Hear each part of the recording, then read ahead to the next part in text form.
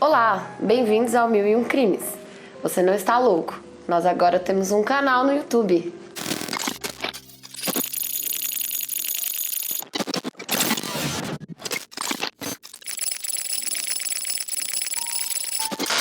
Tirando que eu tô de ressaca, a proposta é a mesma. Eu vou contar sempre pra vocês um caso aqui. A Bruna não vai participar do canal por enquanto, mas se vocês pedirem muito, quem sabe ela não vem, não é mesmo? Pra quem não conhece, o 1001 Crimes é um podcast sobre crimes reais e a gente tá no Spotify, no Deezer, em várias plataformas de podcast, procure lá. Nós temos também um nosso site. Mas sem mais delongas, hoje, para estrear o canal, eu vou falar sobre o caso da Black Dahlia. Nascida Elizabeth Short, ela tinha mais 4 irmãs. Ela foi criada pela mãe, porque o pai havia se matado. Anos mais tarde, eles recebem uma carta dizendo que, na verdade, o suicídio era forjado. Então, vale a gente lembrar aqui que isso era nos anos 20. Então, era muito mais fácil fazer esse tipo de coisa, né? Ele reaparece com uma carta e diz que, na verdade, ele tá vivo e ele quer voltar, tá arrependido, quer voltar para a família dele. Mas aí a mãe da Black Dahlia, né, no caso a Elizabeth, ela fala que não e ela não aceita ele de volta. Porém, ele tá morando na Califórnia. E a Elizabeth, ela quer muito mudar para Califórnia porque ela quer ir para Hollywood para poder realizar seu grande sonho de ser uma atriz. E ela queria ser super famosa, né? E conseguiu, né? Mas de um jeito não muito legal, né? Bom, quando ela já tava com uma certa idade ali, ela decidiu ir pra Califórnia e ela ia ficar na casa do pai. O pai dela achou legal que ela ia pra lá, só que depois de um tempo, ele começou a falar que ela era preguiçosa, que ela não limpava a casa. Depois de um tempo, ele acaba colocando ela pra fora de casa, porque ele falou que não gostou e não gostava que ela se encontrasse com os rapazes que ela costumava sair, enfim, puta cara chato do cacete.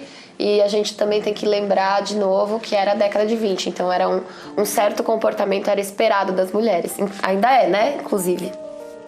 Se virando como ela podia, ela conheceu um piloto chamado Matt. Foi mandado para uma missão na Índia, e aí ele não voltou porque ele morreu em combate, e aí ela acabou ficando de coração partido, tadinha dela. E acabou não se casando com esse rapaz. A vida que segue, depois de um tempo de luto, ela começou a sair com um outro rapaz. O nome dele era Robert e ela pediu pra ele uma carona de San Diego até Hollywood. E ele falou, beleza. Aí o que ele fez? Eles dormiram num hotel. Ele disse que não rolou nada, que ela dormiu na cadeira, ele dormiu na cama. Porém, o Robert é um babaca, porque ele era casado e tinha uma filha. Então eu não acho que ele ia assumir o BO de falar lá no testemunho, porque ele foi uma das testemunhas, ele foi tipo uma das últimas pessoas a ver ela viva. Então ele foi dar o depoimento dele e ele falou, não, a gente não aconteceu nada. Mas esse é irmão desse, né? Na manhã seguinte, o Robert, ele tinha uma consulta de manhã, então ele ia sair e encontrar com ela no fim da tarde para dar essa carona para ela. Só que quando ele volta pro hotel, ela diz pra ele que ela não vai mais com ele, que ela vai voltar pra Massachusetts, que é onde a irmã dela mora, e que ela ia, tipo, meio que tinha desistido e ia voltar ia ficar na casa da irmã pra poder se reestruturar e aí sim tentar continuar a realizar o seu sonho. Ela tava num momento meio perdida ali, e ela disse também que tava esperando a irmã dela, porque a irmã dela tava indo buscá-la. O Robert, que é um babaca, a gente já percebeu, ele não queria esperar, e aí não esperou a irmã dela e vazou, e a última vez que ele a viu, ela estava no saguão do hotel fazendo ligações. No dia 15 de janeiro, a Elizabeth ela já estava desaparecida há 6 dias.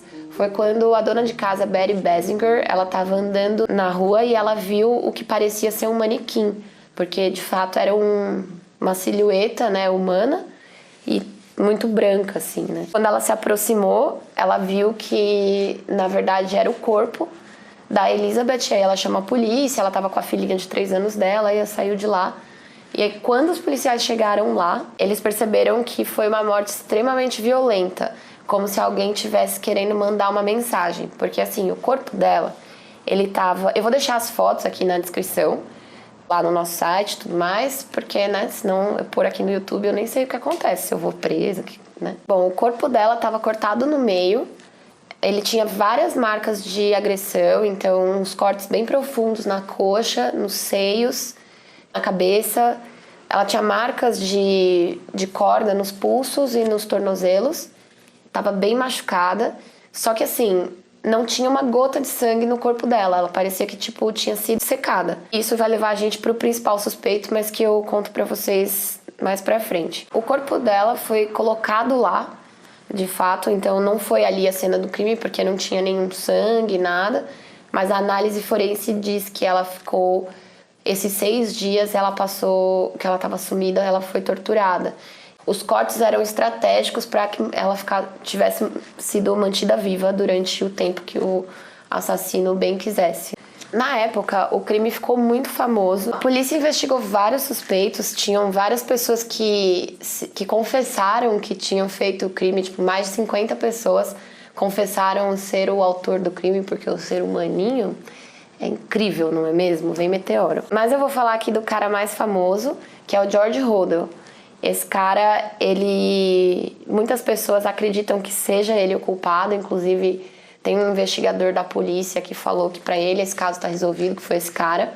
E aí eu vou contar pra vocês tirem suas próprias conclusões e me falem o que vocês acham. O nome dele é George Hodel e ele era um médico, então a gente já sabe que ele tem o conhecimento de fazer os ferimentos com a precisão cirúrgica que o corpo da Elizabeth apresentava, não é mesmo? Além de ser médico, ele também tinha sido acusado de incesto pela própria filha e ela disse que ele engravidou a menina e ainda fez um aborto nela. E ela perdeu o processo, ele não foi condenado por isso, porque ela foi taxada de mentirosa, igual acontece com mulheres, não é mesmo?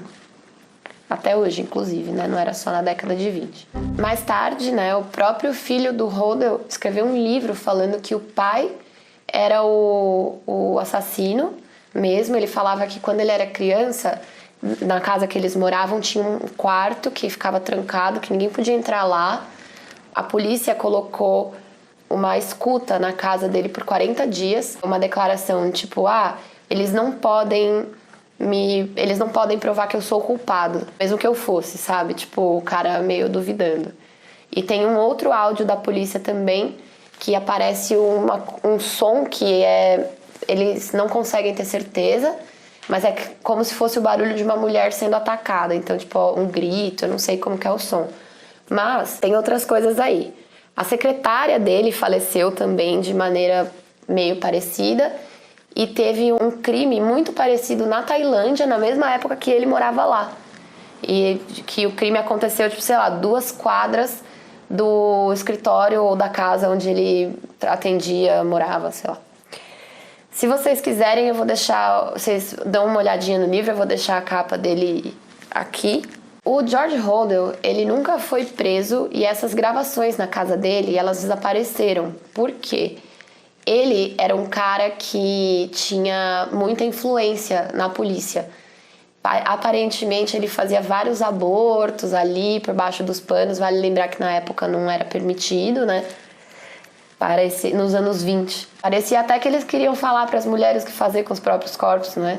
Bom, eles também encontraram provas de que os dois tinham algum tipo de relacionamento. Eles encontraram fotos com a Elizabeth, que tem um cara que parece muito com o George Hodel. Tem também umas cartas que a caligrafia dele bate muito com as cartas, tipo, que eles encontraram lá com a Elizabeth. Enfim, esse é o mistério da Black Dahlia Murder. Espero que vocês tenham gostado. Eu tô meio nervosa, eu tô de ressaca, então sorry, mas vai melhorar, eu prometo. E é isso aí, gente. Valeu. Ouve o podcast, vê os vídeos, se inscreve, essas coisas, né, de blogueirinho. E é isso aí, beijos. Tchau.